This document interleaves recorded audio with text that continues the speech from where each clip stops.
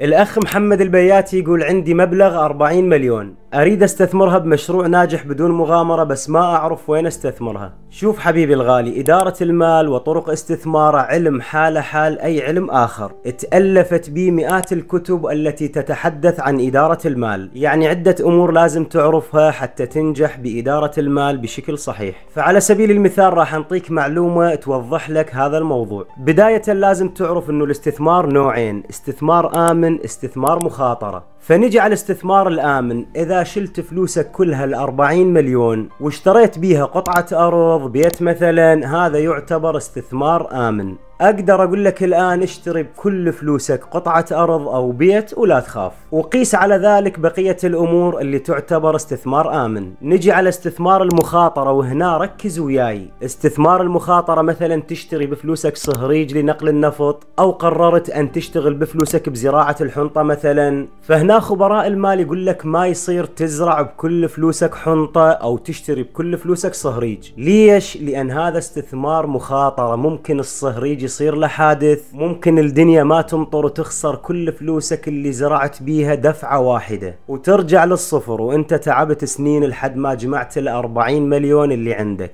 طيب شنو الحل وشلون اشغل فلوسي؟ الحل ببساطة مثل ما ذكرنا، اذا استثمار آمن فلوسك كلها اشتري بيها ارض، اشتري بيها بيت، جدا طبيعي. اما اذا استثمار مخاطرة فما يصير تشغل فلوسك كلها دفعة واحدة، تشغل نصهم، يعني تشغل 20 مليون فقط وتحقق ارباح وتصير عندك خبرة كافية، وبعدها ممكن ان توسع شغلك. بقى عندنا موضوع مهم اللي هو الخبرة او الصنف. يعني اذا انت اصلا سايق تريلا او مزارع مثلا وعندك خبرة سنوات، فممكن من خلال خبرتك ومعلوماتك انت تقدر وضعك. هل تشغل فلوسك كلها لو تقسمها نصين مثل ما اتفقنا؟ هذا الموضوع انت تقدره حسب خبرتك. اما اذا ما كانت عندك معلومات وما عندك خبرة وفجأة قررت ان تشتغل مزارع مثلا، فاحذر ان تشغل كل فلوسك قبل ان تكون عندك خبرة كافية. واذا تريد تفاصيل اكثر فتوجد كثير فيديوهات بالقناة تشرح كيف تقدم خدمة، كيف تحل مشكلة، كيف تأسس مشروعك. ممكن تشاهد هاي الفيديوهات وتستفيد منها.